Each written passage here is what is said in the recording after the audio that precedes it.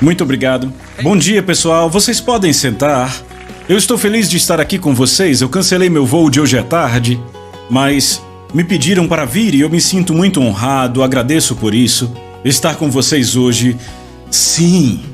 Eu quero ver algumas coisas com vocês agora de manhã que vieram ao meu coração durante o louvor e nós provavelmente vá para Isaías. Por favor, ache Isaías na sua Bíblia. Se você trouxe a sua Bíblia, se você quiser só ouvir, eu não sei se põe os versículos aqui, mas Isaías capítulo 60 é algo que veio ao meu coração. Porque quando nos reunimos aos domingos, na verdade temos um foco na palavra. Sabe, todos temos cultos aos domingos. Eu não conheço você muito bem, pastor, mas tenho certeza que seu coração está a ensinar o povo, às vezes com séries. Sabe, você pega um tópico e traz entendimento a esta casa. E essa é uma razão muito importante para nos reunirmos, receber entendimento. E a Bíblia fala sobre nos reunirmos. Eu não quero que você esqueça, a Bíblia diz que não podemos deixar de nos congregarmos para que possamos mover uns aos outros em amor e boas obras. Então todo o ensino e todo o entendimento, no final das contas, deve ser traduzido em amor e boas obras. Então não queremos acumular um monte de conhecimento só para falar de Jesus lá fora. Queremos ter entendimento para que nossa vida comece a ser transformada e, na verdade, andemos na luz como Ele está na luz. E eu quero ler isso que é muito, muito importante. Tenha sempre o cuidado de não só vir à igreja, mas ser ela. Você tem que ser ela, certo? Sim. Então não vamos à igreja, somos ela, somos a igreja, somos a personificação do corpo de Cristo. A Bíblia diz que há dons no corpo e a razão para estes dons é que possamos crescer na unidade da fé, certo? Então não somos levados por qualquer vento de doutrina, para que possamos, pelo conhecimento do Filho de Deus, crescer nele em todas as coisas até a medida completa da estatura de Cristo. Isso soa bem empolgante. Eu quero que isso esteja no seu coração. Eu encorajo todos a isso o tempo todo. Eu não sou contra as bênçãos. É bom saber que Deus abençoa, que Ele é bom e que Ele protege. Quantos sabem que Ele é bom e que Ele provê? Quantos sabem que Ele é Jeová Jireh? Não dá para tirar isso dele, Ele é provedor. Mas você tem que ter uma visão mais elevada como cristão do que apenas Deus suprindo suas necessidades e te ajudando a passar pela vida. Porque do contrário, você se sente triste às vezes, desencorajado e deixa a vida falar mais alto do que a verdade. E isso é um problema, porque é a verdade que te liberta. Você está comigo? Isso é muito, muito, muito importante, que a sua motivação no cristianismo seja o reino dele, que seja o grande nome dele e que seja amar aos outros porque você desistiu de viver para si mesmo. Honestamente, na Bíblia não acho outra razão para sermos cristãos. Eu não encontro outra razão para sermos cristãos. Que não seja se tornar amor e andar na luz porque Ele está na luz. Você não pode se dar ao luxo de ser cristão em favor próprio. Se você é cristão para si mesmo, meu Deus, você está muito longe, você entendeu tudo errado, você tem 100 perguntas e muito pouco entendimento. Você está comigo? Sim. Você precisa de algo muito melhor do que só deixar a vida passar. Às vezes a vida ao seu redor fica exigindo que você ceda a ela, não é? Mas você tem que garantir que isso não faça você mudar. Você tem que ser como Jesus seria naquele momento, esse é o objetivo. Não é? Eu quero ler isso com você porque veio ao meu coração durante o louvor. Não acontece muito, mas eu acho que Deus quer que comecemos o culto com esse texto. Então, diz assim em Isaías 60, todos sabem o que diz? Levante-se o quê? Brilhe. Eu sei que podemos levantar e pregar e nada errado com a pregação. Eu sei que vamos à igreja, nada de errado em ir à igreja, ouvir alguém pregando, alguém que está crescendo saudavelmente conosco em Cristo. Certo, movidos em amor e boas obras, reunidos, e há uma beleza na comunidade, na conectividade, em animar um ao outro, comunhão, partir o pão junto, relacionamentos, há boas razões para se reunir, mas veja isso, levante-se o quê? Veja, eu não estou sendo sarcástico, eu estou rindo aqui, mas não me entenda mal, ok? Você se levanta e vem para a igreja, mas se você não brilha, está perdendo o ponto. Você pode levantar e pregar, mas se não brilha, são apenas palavras. A Bíblia diz, levante-se e brilhe, é bem gráfico e específico. Eu sou um cara bem simples, porque se não for simples, eu não entendo. Eu passei por várias escolas e eles forçam você a passar, não é tão difícil. Eu não ia muito bem na escola simplesmente porque eu não gostava de ir. Por isso comecei a trabalhar muito cedo. Então, se não fosse simples, eu não entenderia. Levante-se e brilhe. Por quê? Porque a sua luz, a minha luz, chegou. Agora veja isso, e a glória do Senhor se levanta sobre você. Isso é maravilhoso, não é? Não é? Porque eis, meu Deus, Ele é tão bom que Ele ainda nos dá um aviso. Eis que as trevas cobrem a terra. E sabe, trevas profundas cobrirão pessoas. Ele está dizendo isso, não se choque. Mas o Senhor se levanta sobre você. E a sua glória será vista sobre você. Os gentios, vejam isso, virão para a sua mensagem. Os gentios virão à sua igreja porque acharão o seu louvor maravilhoso. Os gentios virão à sua luz.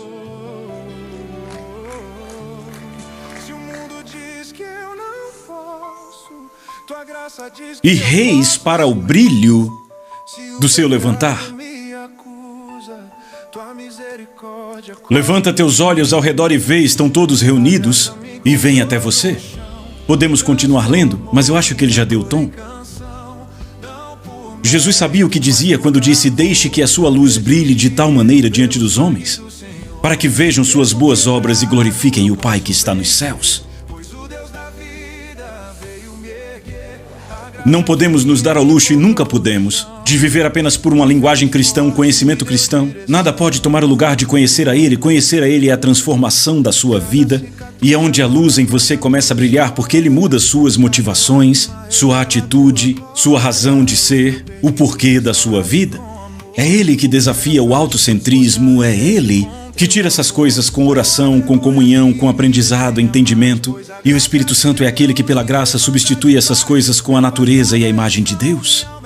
A Bíblia, de forma muito específica, diz para você se despojar de tudo que você era antes de Cristo. Em Colossenses 3, e te diz muito especificamente para você se revestir de acordo com o que você é a imagem dele. Isso é desafiador para mim, porque as pessoas resistem a essa mensagem que está por toda a Bíblia, que nós meio que achamos que não servimos se não nos medimos, se não nos julgamos baseados uns nos outros. Paulo disse: não se comparem uns com os outros, isso não é sábio, sigam a Jesus, que é a melhor prática. Siga a Jesus, não aos erros de ontem. Devemos viver uma nova vida através de Jesus Cristo e seguir a verdade que nos liberta. Você está comigo? Eu te digo, não seja mulher de Jó, seja noiva de Cristo. Olhe para o alto, de onde vem seu socorro, não olhe para trás, onde não há nada. O ontem é um mar de esquecimento, meu amigo. Você cresce com ontem, aprende com ele, mas não se identifique com ele a um ponto onde isso passa a te afetar. Eu não sou o homem que costumava ser. Eu não sou o homem que sofreu, que as pessoas fizeram isso e aquilo. Não, eu sou perdoado, salvo, nascido de novo, cheio do Espírito de Deus e a luz dentro de mim. Eu sou chamado para deixar a luz brilhar de tal forma diante dos homens. E se minha identidade ainda está enrolada com ontem, isso atrapalha a minha luz? Então tudo que atrapalha a luz, se os reis vêm para o brilho e os gentios para a luz, tudo que diminui a luz na sua vida certamente é engano. Todo mundo aqui comigo? Todo mundo bem? Eu estou mexendo com você, te movendo em amor e boas obras para que você ande na luz. Tudo é uma questão de retirai-vos do meio deles, separai-vos. Não é? Para mim isso são boas novas.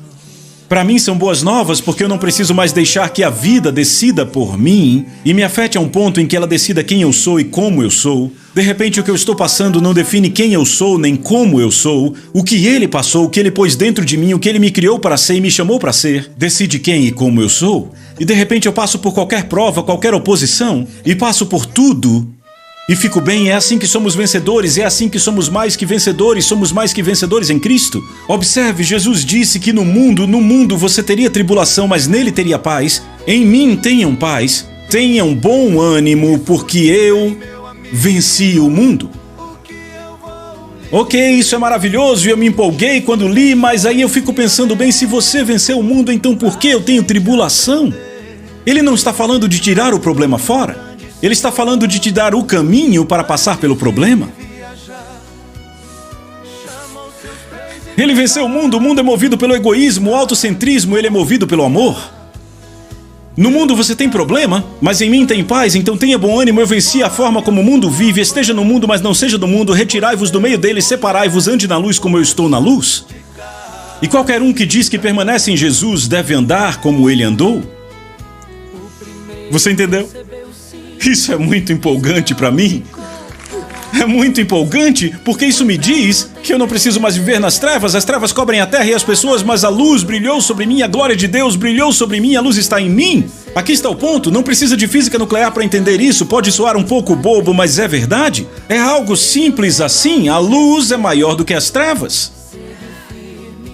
Mas às vezes deixamos passar, somos presos pelas notícias, pelo que está acontecendo, pelo que eles estão fazendo, pelo que a sociedade está tentando emplacar e de repente somos movidos pelo problema e ficamos só resolvendo problemas na igreja. Na verdade, há muito pânico na igreja. Muita oração movida por preocupação, medo, ao invés de movida por fé e profecia, pela vida no Espírito. Sabe, ninguém entra numa sala iluminada, você não percebe que essa sala é tão iluminada até que você suba aqui. É uma sala bem iluminada, mas ninguém diz, rapaz, vamos ligar um pouquinho as trevas aqui para ver como é que fica. Não, se a sala fica um pouco mais escura e mal iluminada é porque alguém abaixou a luz. Levanta a igreja e brilha. Tua luz chegou. E a glória do Senhor se levanta sobre você, trevas cobrem a terra, profundas trevas as pessoas, não se choque. O Senhor se levantará sobre você, e gentios irão ver a sua luz. A sua luz significa uma atitude totalmente diferente no meio de uma geração pervertida. Significa uma resposta totalmente diferente no meio das circunstâncias. Significa que você pode ser traído por alguém, sinceramente traído, alguém traiu você de propósito, e quando as pessoas olham sua vida não veem traição. Por quê? Porque ela não acordou para você, você acordou para o grande nome dele. E você quer seguir o modelo dele, e você quer manifestá-lo e quer torná-lo conhecido. Você está comigo? Não é uma alegria viver dessa forma? Eu nunca vi ninguém chegar me olhando nos olhos dizendo que é abençoado, que dá bons frutos no reino quando está desencorajado, ofendido ou frustrado. Nunca vi nenhuma pessoa com lutas no emocional dizendo que está andando na luz porque não conseguem superar a dor ou o que outra pessoa disse. Você tem que deixar o que ele disse importar muito mais do que o que qualquer outra pessoa disse. Se as pessoas realmente conhecessem a Deus e soubessem quem Ele é, não diriam as coisas que dizem, então se entristeça por elas, não com elas. Você deve chorar por elas, não por causa delas. Jesus disse, perdoa, eles não sabem o que fazem. Ele não disse, que bando de idiotas, eu não acredito que eles foram tão longe. Tá brincando, Deus? É sério? Eu sabia que a palavra se cumpriria, mas eu realmente não sabia que ia acontecer desse jeito. Será que eles são tão cegos? Cegueira é uma coisa? Isso é loucura. Eu só fiz coisas boas, eu curei seus doentes, expulsei demônios, limpei os leprosos, eu ressuscitei os mortos e querem me matar. Isso é uma loucura, Deus. Eu acho que é melhor eles mudarem logo de ideia, porque senão quem muda de ideia sou eu e não vou adiante com isso.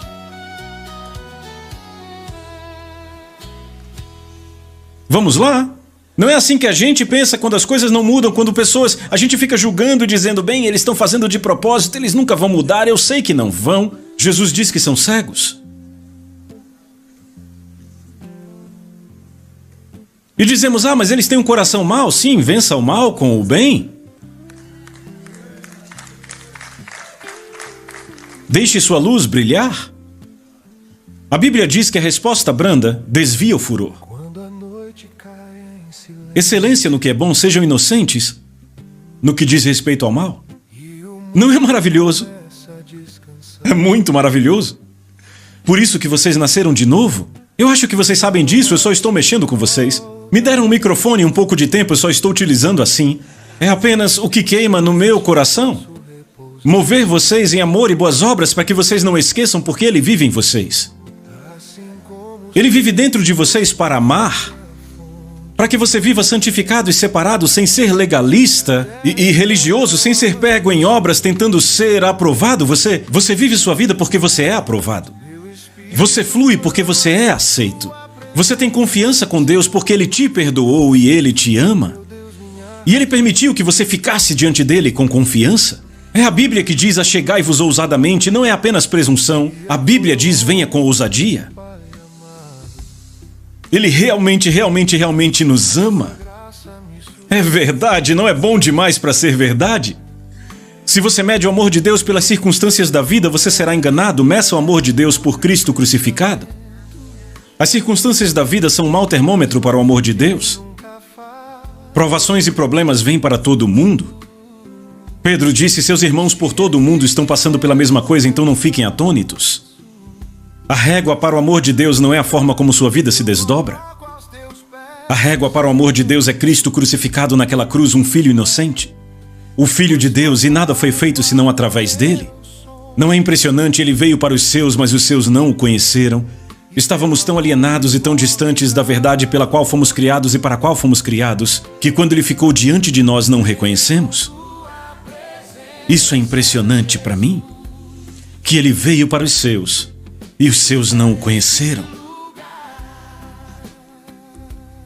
E ele não apenas falava a verdade, ele era a verdade. E ele falou por anos, e não puderam ouvi-lo. E o chamaram de blasfemo e o mataram por suas palavras. Ele nem falava uma teologia sã, ele era a verdade. É uma coisa assustadora que os homens podem ouvir com uma motivação que cancela a habilidade de realmente ouvir o que está sendo dito. Quando você ouve constantemente uma coisa que você não concorda ou que não se adapta ao seu mundo, você nunca ouve o que realmente é dito, e foi o que fizeram com Jesus. Constantemente o ouviam para discordar e não conseguiam ouvi-lo. E ainda assim ele era a verdade. Isso chacoalha? É até assustador? Você ter tanta certeza que está tão certo e estar tão errado? Esse é um bom parâmetro para saber e ter confiança. Paulo disse: eu não julgo a mim mesmo nesse assunto. Quando eu estiver diante de Deus, eu vou saber. Nós temos que ter um senso de prestação de contas e andarmos na luz, certo? Eis uma boa forma de saber se aquilo em que você crê, a que você se entrega, está produzindo fruto, produzindo luz e amor.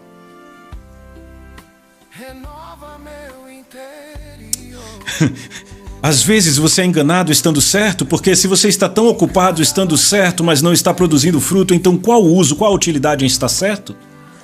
Você pode estar tão certo e acabar estando errado. Você diz: foi você que fez, e a pessoa diz: foi você sim, eu vou provar. E de repente você julga a pessoa pelo que ela fez e age como Jesus nunca agiu com você através do sangue dele. Vocês estão comigo?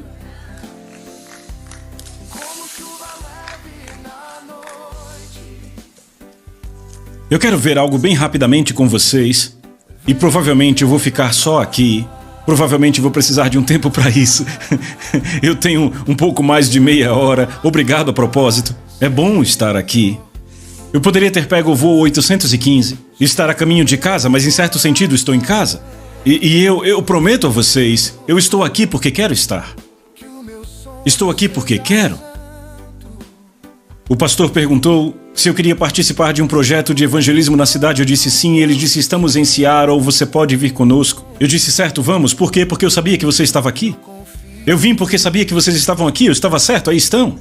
Maravilhoso! Eu não sabia quem vocês eram, mas sabia que estariam aqui. Vocês são um povo, tem que existir pela vontade de Deus, Ele é o autor e doador da vida. Aquela história, vários espermatozoides tentando entrar no óvulo e você conseguiu, que legal. Então você não é um de milhões, é um entre milhões. Você é bem especial. Centenas de milhares de células foram para outro lugar, mas você está aqui. Que bom. Então não pense que é por acaso, não pense que você é um erro. Só porque você tem uma herança natural, não ache que não há um propósito. Jesus disse em Mateus 23:9: a ninguém sobre a terra chameis vosso pai, porque só um é vosso pai. A palavra pai traz a ideia de vir de alguém. Temos um pai no céu, isso significa que você veio dele. Jesus disse, não é só uma pregação bonita, Jesus disse isso. Então se há vida, ela veio de Deus? Sim. Você diz: eu sou produto de estupro, produto de fornicação, minha mãe usava drogas, talvez ela nem saiba quem o meu pai é. Eu sei quem é seu pai. Quando o esperma entrou no óvulo, há um tempo para nascer, e aí você se alinhou à palavra. Você foi predestinado para ser adotado como filho e filha, e aí você está no caminho certo. Ele é o autor e doador da vida e aí está você sentado com o coração batendo. Talvez seja a vontade de Deus. Não deixe ninguém te enganar nisso. Não só para que você viva a sua vida, mas para que ele possa viver a vida dele em você, e esta é a questão. Quando você só tenta viver sua vida porque acha que a vida é um presente, aí você vai viver em estradas vazias, vida vazia, tanque vazio e a vida é um moedor de carne, e no máximo você usa Deus para passar pela vida. Isto não é bom, não é a verdade. Você tem que entender que Cristo em você é a esperança da glória, por isso que você está vivo. Eu quero falar de suicídio. Há pouco oramos por pessoas que estavam lutando contra o suicídio. Deixa eu dizer o que Deus me disse sobre suicídio. Entenda, pelo que eu acredito, com o que ele me mostrou, e eu vou dizer o que foi. Pelo que eu acredito, é o ato mais enganoso que um homem pode realizar. É cometer suicídio porque ele está terminando um destino, está parando algo que não é dele. Ah, mas é minha vida, eu faço o que eu quiser, meu corpo. Se eu quiser abortar, eu aborto, é o meu corpo, eu faço... Só que nunca foi seu, vê o que o pecado fez, o que o autocentrismo fez, o que a queda do homem fez. Te fez achar que você era tão seu, e Deus te fez para viver e brilhar através de você, e você acha que você é seu? E você diz, é minha vida, se eu quiser me matar, eu me mato. Não, não, não. Você está parando a vida dele em você. Está parando um destino, Cristo em você é a esperança da glória, Deus te fez para viver dentro de você, e se você pensa em suicídio é porque está vivendo sozinho para começar.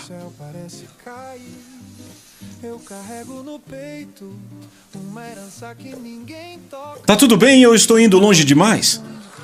Vamos!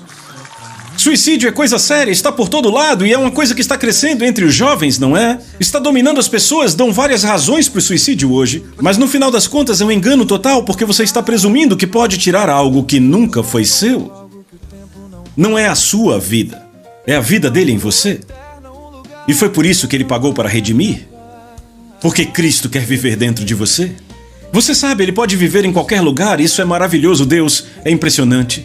Sabe, quando Jesus voltar, ele será visto ao mesmo tempo no norte, sul, leste e oeste, eu nem sei como funciona. Ele virá como um e todos em todas as zonas diferentes do mundo o verão ao mesmo tempo. Ele é o Senhor, é esse tipo de coisa que o torna Deus. No princípio, o que é princípio? É a palavra hebraica para lá atrás, quando não havia princípio, mas querem chamar de princípio? Simplesmente sempre existiu. É o tipo de coisa que o torna Deus, ele é maravilhoso.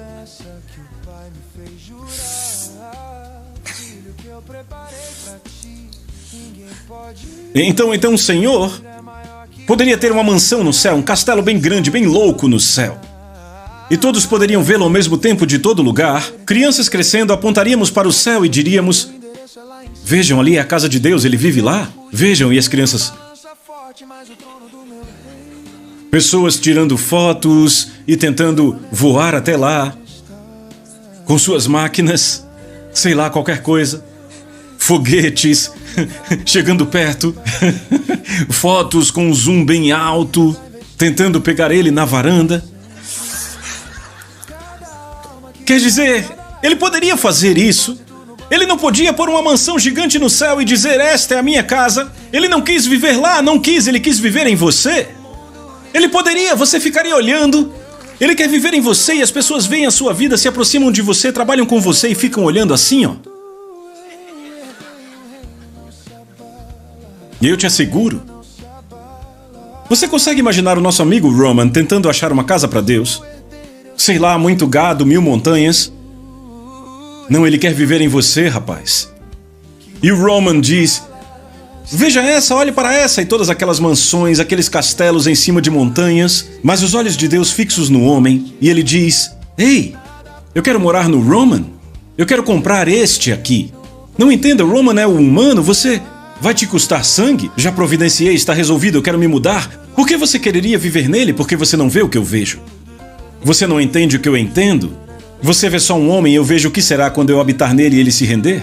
Eu pago qualquer preço, bem, vai custar o sangue de outro homem? Bem, não vou dar o sangue de um homem qualquer, darei o sangue do meu filho, que é perfeito, e o seu sangue perfeito vai comprá-lo. E ele será completo à minha vista, e eu habitarei dentro dele, e é isso que eu vou fazer. Eu não quero viver numa casa feita por mãos, eu quero viver dentro do Roman.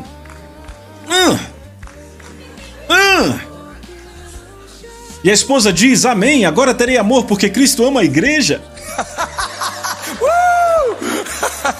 Isso é que é amor de verdade, não é? Amém.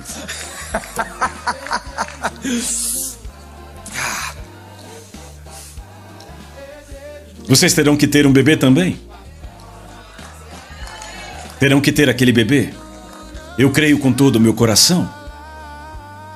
Todo o coração. Amém.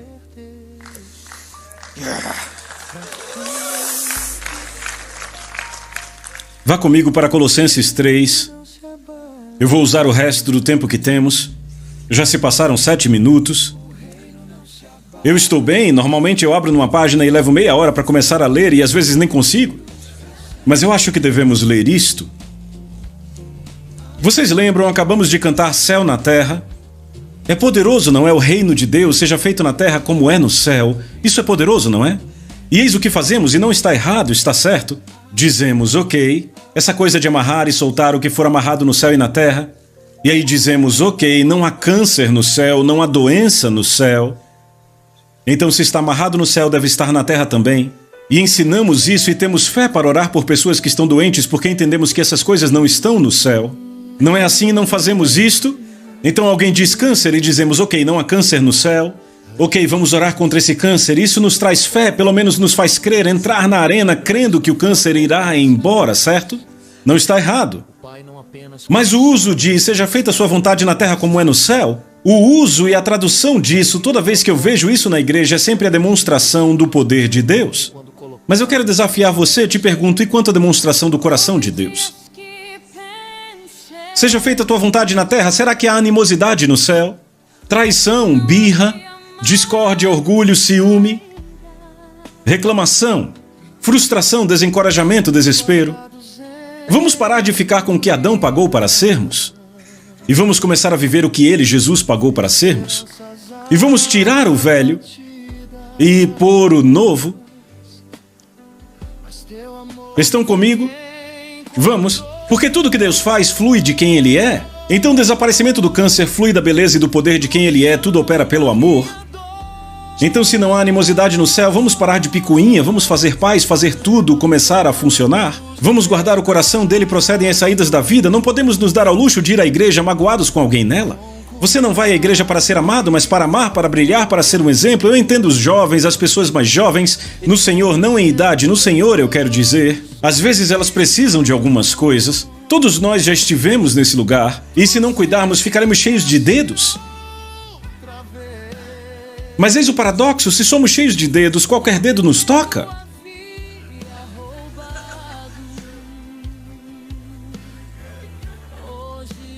Ah, eu não gosto como eles... Eu não sei, eles meio que, sei lá, eu gostava daqui. A igreja não é um shopping, você não está aqui porque gosta da música, do tom, da cor, da personalidade. Está aqui para ser afiado, edificado, consertado, focado. Deus nos livre que nossa experiência com a igreja se torne a mágoa da nossa vida ao invés da redenção da nossa vida. Sabe, tem gente que se quebra com isso. Se engana, tem gente servindo no ministério, sendo parte de uma igreja, servindo no ministério porque está encontrando sua identidade através do serviço no ministério. E você se sente bem porque as pessoas dizem, estou feliz por você, eu gosto de você, meu Deus, como faríamos isso sem você? Mas se você precisa disso, está no gelo fino, porque se eles não dão aquilo que você acha que merece, você se torna um servo machucado e acha que a igreja não está te amando e apreciando o tempo que você entrega porque não estão reconhecendo isso? E de repente há um dilema, você nem fazia por amor, fazia por si mesmo? Imagina Jesus se arrastando pela vida e dizendo, meu Deus, eu não acredito que ninguém aprecia o que eu faço. Deus, eu saí do meu caminho, eu poderia estar aí na tua glória e presença, rapaz. Andando por aí com Miguel e Gabriel, isso era legal, mas aqui estou eu com esse monte de gente que não sabe nem quem eu sou. Eu tento fazer o bem e acham ruim, eu ouvi os pensamentos deles e me arrependi, foram terríveis.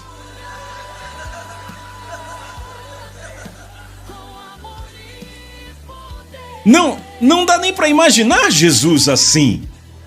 Porque ele não pode ser assim. E a gente sempre diz que é porque ele é Jesus, mas não é por isso, é porque ele é amor que não pode ser assim. É o que o torna maravilhoso, porque ele é amor. Então ele não sabe como mudar. Não sabe como deixar o que acontece ao redor dele decidir o que está dentro dele. Ele não sabe como. Ele fala para sermos como criancinhas, tentando nos trazer de volta para a inocência.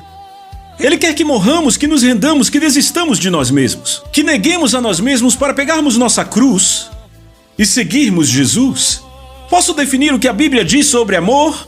Diz que ele é paciente e bondoso, diz que ele não busca seu próprio interesse e que não leva em conta nenhum mal sofrido. Então por que nos doemos tanto uns com os outros? Por que tantas memórias e questões? Por que a dor dura tanto? Por que levamos em conta? Porque ainda se trata de nós, dizemos que Ele é Senhor, mas ainda se trata de nós. Então, em vez de focarmos no que foi feito de errado, por que não focamos no que é bom?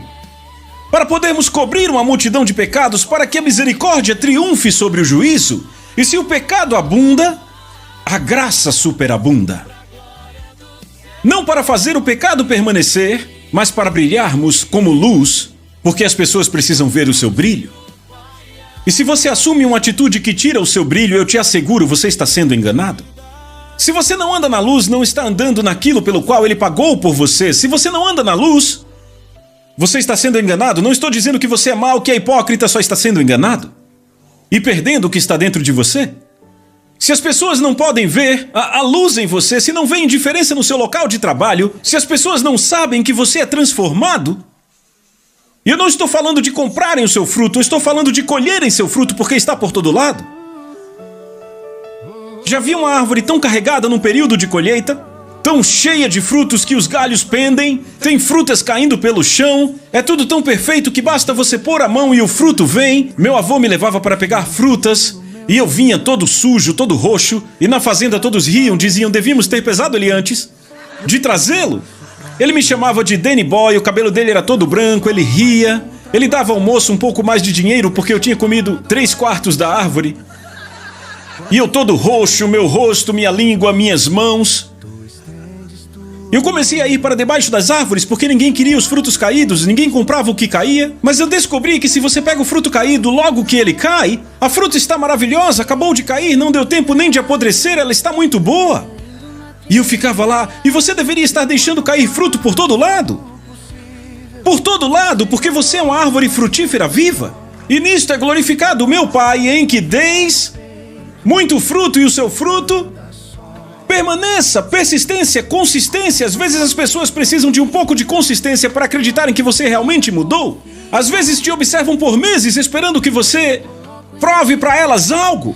Isso nem traz pressão. Se você está em comunhão com Deus e é salvo, mesmo que você deslize, com o tempo as pessoas percebem que você é sincero, que se arrependeu e que está mudado. Sabe, se você viver perseverante por 6 meses, vão esquecer os últimos 3 anos. Se você andar em amor pelos próximos 3 meses, vão esquecer que estavam chateadas no último ano. E perceberão que as pessoas mudam. Eu trabalhei em 2 empregos diferentes desde que fui salvo. Eu comecei a pastorear, fiquei em tempo integral e mesmo estando assim, eu ainda trabalhei no armazém porque eu ainda estava entendendo algumas coisas dentro do ministério que eu não entendia. Estava pastoreando há 2 anos e às vezes é mais desafiador estar no ministério, às vezes é mais fácil para mim trabalhar no armazém junto com pessoas ímpias falando palavrão. Às vezes eu preferia isso. Eu trabalhava bem ali. Porque isso não mexe comigo, eu amo pessoas. Eu tive um mover com um motorista de empilhadeira, ele estava sobrecarregado, pensando sobre a vida e onde isso levaria ele, e eu preguei para ele, houve um mover e ouvi um homem chorar na empilhadeira. Eu gosto de viver assim. Não tenho nenhum problema de viver num lugar escuro, porque levante-se e brilhe. A tua luz chegou.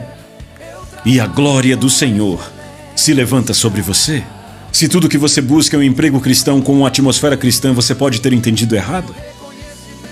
Eu entrava nas trevas de propósito, porque era mais fácil do que a atmosfera cristã onde eu estava, porque eu estava lutando com algumas coisas, estava no gelo fino e Deus ainda estava ajustando coisas em mim. Todo mundo cristão, sabe, todo mundo crente, não importava se a pessoa traíra dizia amém. Toda a conversa era cristã, o linguajar, as expressões estavam lá, mas tinha coisa acontecendo, eu estava lutando no ministério e foi um tempo delicado para mim. Deus não me mandou de volta ao mercado de trabalho, eu escolhi voltar e Ele não impediu.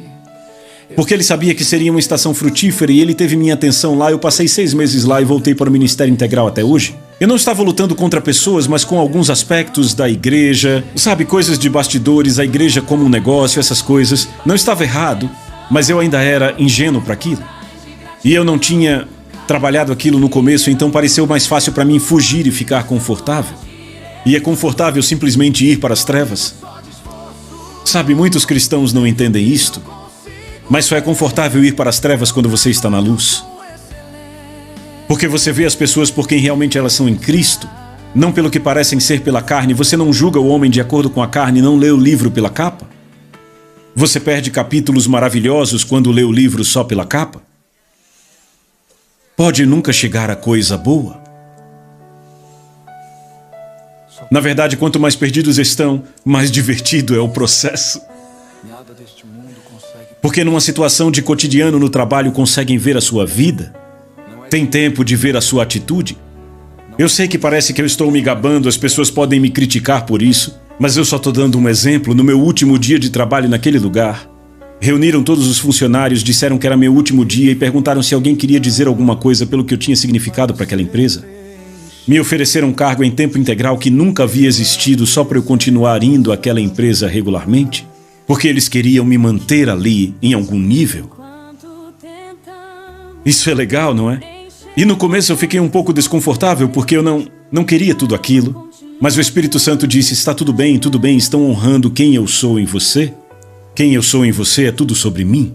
E eu disse, eu sei, eu me sinto estranho só com tudo isso. Um rapaz hispânico veio até mim no meu último dia, eu estava no meu equipamento, ele era baixinho. Ele disse, no inglês ruim, você é homem bom, você é homem bom, você é homem bom. E ele, lamentar você ir, você é bom homem. Ele disse umas 4 vezes e eu disse, não, você não entende, é Jesus, cara. Sabe, Jesus quando me tocou, quando me mudou, eu não era um bom homem de jeito nenhum, você não ia querer nem ficar perto de mim. Eu disse a Jesus e ele, não, você é bom homem. E era proibido subir na empilhadeira porque senão pisaríamos no lugar da bateria, na entrada de energia. Mas ele subiu no compartimento de bateria, no armazém, na hora do trabalho, os supervisores todos olhando. Ele disse, não. Ele disse, eu conheci homem bom na vida, aí conheci homem mais bom na vida, e aí conheci você. Ele falou assim, em cima da bateria. E eu fiquei tipo, desce daí. Sabe, parecia Zaqueu tentando descer da árvore.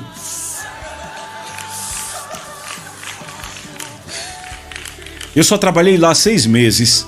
E nunca fui arrogante, nunca fui presunçoso, nunca fiquei falando bonito, eu falava por 2 horas. Eu falava do que vinha à minha mente. 6 meses no emprego. Não é para você se comparar, para te julgar, para você dizer, será que eu estou indo bem no emprego? Veja, se você diz, uau, o pessoal no meu trabalho nem sabe que eu sou cristão, não ache que você está fracassando. Comece hoje. Comece a viver de forma santa, não ache que você perdeu o ponto. Vá atrás dele. Não diga, eu acho que eu queimei meu testemunho. Não, restabeleça ele andando na verdade. Consistência. Deixe que eles cheguem e perguntem, rapaz, o que aconteceu com você? Você trabalha aqui há 2 anos, mas há 2 meses parece que algo mudou. O que aconteceu? Por quê? E te perguntam e você dá respostas porque eles querem respostas. Não precisa encher o peito, pregar para eles. Deixe que sua vida fale. Que sua luz brilhe de tal forma e se aproximarão da sua luz e virão para a luz. Não é legal? É. Viram, meu tempo está passando e eu nem li ainda. Então o que eu tenho que fazer? Eu tenho agora que ler e vou tentar não pregar muito nem falar alto porque a palavra já faz isso, ok? Então antes de eu ler, deixa eu te dizer, você não foi salvo para ir para o céu apenas, isso é parte do todo. Você não foi salvo só para ser perdoado, isso é maravilhoso, é grande, a expiação do homem pelo sangue de Jesus é algo grande, mas isso não para aí, apenas começa aí. O viver cristão é muito importante, andar de maneira digna dele é muito importante. Não viver como os gentios vivem porque agora temos um novo entendimento é muito importante.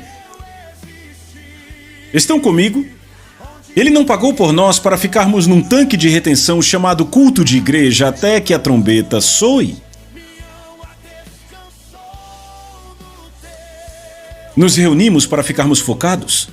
Nos reunimos para ficarmos saudáveis. Nos reunirmos para nos afiarmos. E aí todos ficam na carreira. É isso aí, deixa eu ler aqui.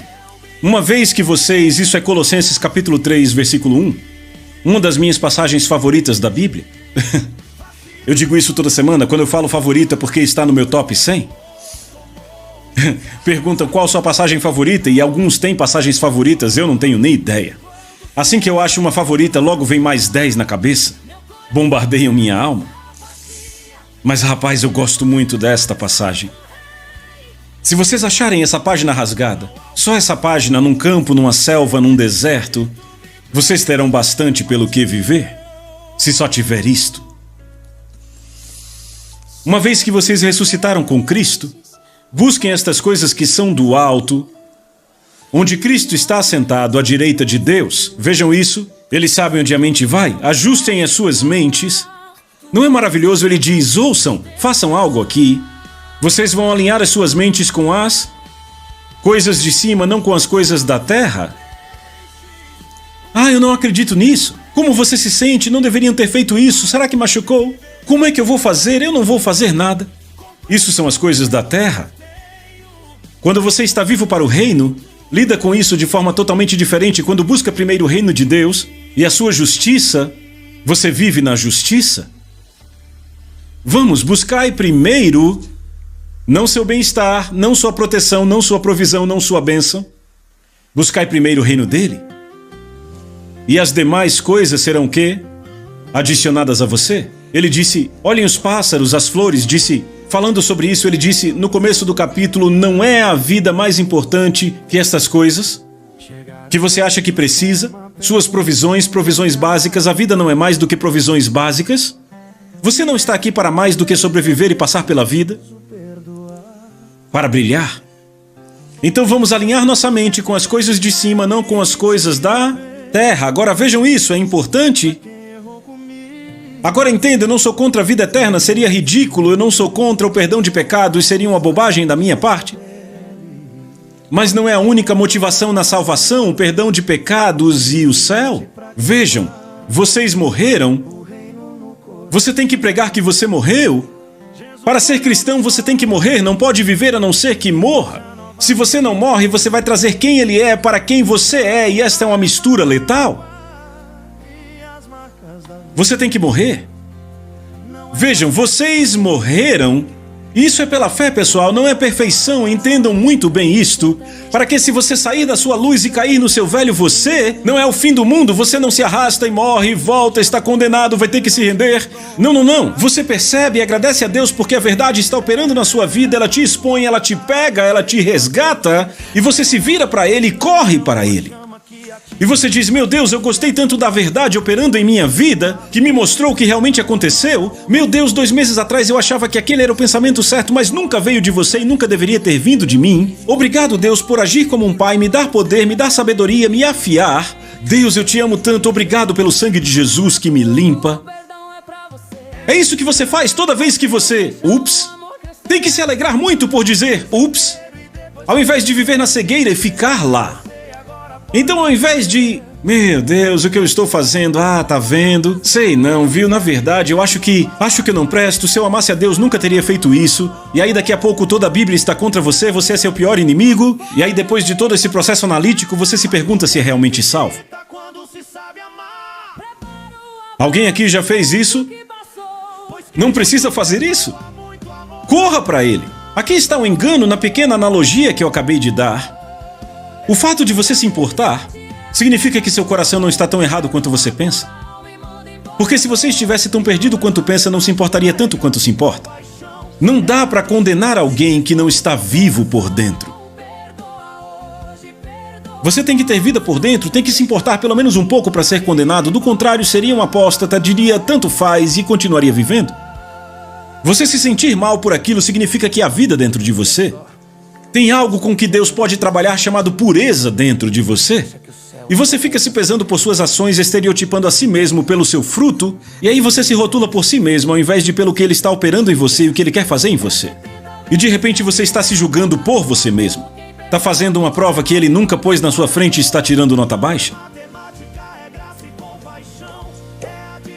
Não faça isso. Estão me ouvindo? Não só pelo microfone, estão me ouvindo?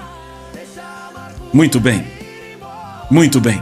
Deixa eu tentar ler. Então você morreu, sua vida está escondida em Cristo. Quando Cristo, que é a sua vida, for manifestado, oh meu Deus, então vocês também serão manifestados com Ele em glória. Ok? Por isso ser verdade, é isso que essa palavra assim significa, porque isso é verdade. Então assim, façam morrer. Ele não disse controlem, ele não disse equilibrem, não disse achem um equilíbrio saudável. Ele disse façam morrer tudo que pertence à natureza terrena. Não é maravilhoso? Qual o primeiro da lista? Sexualidade sempre é em qualquer lista. Qualquer lista no Novo Testamento que se refira à carne, o primeiro item é sexualidade. Por quê? Porque é o que tem mais poder entre pessoas que se movem pelos sentidos e emoções, que são movidas pelo autocentrismo. Nenhum tópico na Terra é mais explorado do que sexualidade. O segundo lugar não chega nem perto. Por quê? Porque há uma bela raiz e deturpa o fruto do propósito original criado por Deus. E aí Satanás falsifica isso, faz todos serem movidos pela carne, pelas emoções, pela sensualidade, pela queda, e os mantém prisioneiros disso. Não é interessante? Façam morrer tudo que pertence à natureza terrena de vocês, tudo que você acessou e aprendeu nesta vida. Sabe, eu descobri a minha sexualidade, minha definição de masculinidade quando encontrei uma revista pornográfica com 11 anos. Isso é triste. Eu fui picado aos 11 anos e não conseguia tirar da cabeça. Se agarrou a mim, me moveu e quis dizer quem eu era. Não é sério? Toda mulher perto de mim então tinha a identidade errada. Toda mulher que eu via tinha o propósito errado. E de repente tinha que ter alguém ali para suprir minha necessidade, ao invés de para ser amada. E de repente eu estava dizendo eu te amo para ter o que eu queria. De repente estava vivendo pervertido. Porque as pessoas são sensuais, elas querem ouvir eu te amo, elas querem emoções. Essa coisa acontece o tempo todo. Ora vamos, é tudo um filme sujo, feio e pervertido de Hollywood. Não é legal e não é do Senhor. E ele disse, não eu. Ele disse, faça morrer. Porque isso não vem do princípio e não é verdade. Não significa que a sexualidade é impura. Sendo amável em aliança, sexualidade com aliança é maravilhosa. Então busque isso, peça ao Espírito Santo para ensinar, eu não tenho tempo agora. Só para te despertar, busque isso. Se você é homem, peça ao Espírito Santo para te ensinar como ele amaria uma mulher no seu lugar, porque ele está no seu lugar.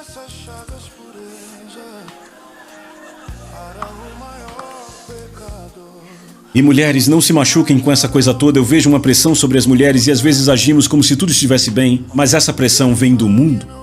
Temos que falar mais sobre isso. E busquem em Deus uma graça para isso, não vivam sob pressão, peçam a Deus uma visão saudável para com o seu marido e atuem como se fosse Cristo no seu lugar, porque Ele está. Daí observem o que vai acontecer nos seus casamentos. Comecem por aí e vejam o que Deus faz. É bem legal. E aí vem a lista: imoralidade sexual, impureza, paixão, desejos maus, ganância, que é idolatria. É por causa dessas coisas que vem a ira de Deus sobre os que vivem na desobediência, as quais vocês praticaram no passado quando costumavam viver nelas. Veja, costumávamos viver nelas, não mais. Entende? Nós não vivemos mais nisso. Mas agora abandonem. Ele está falando com quem? Quem? Abandonem todas estas coisas. E veja, não é um apelo para a salvação. Ira, indignação, maldade, maledicência e linguagem indecente no falar. Como fazemos isso? Sem andarmos por obras correndo risco de falhar? Você entra em oração com Deus, sozinho, e crê que nunca foi criado para essa lista? Nunca foi criado para viver, operar e manifestar isso? Não foi para esse fruto que você foi criado? Separado disso, declare na presença de Deus e agradeça pelo Espírito Santo que está te mudando e te ajustando e te realinhando. Você está comigo? Eu encerro com isso, já está quase na hora, eu só vou falar mais uma coisa. Veja isso. Depois de abandonar tudo isso, ele diz, não mintam uns aos outros. Por quê? Porque vocês já se despiram do velho homem. Isso é ser cristão. Vocês viram na tela, está na Bíblia. Você se despojou do velho homem e se revestiu de quê? Do novo. Quem é o novo homem? Ele é renovado em conhecimento de acordo com a imagem daquele que o criou. Veja o versículo 12, vamos ver a imagem. Veja a imagem, ele disse para você se revestir da imagem.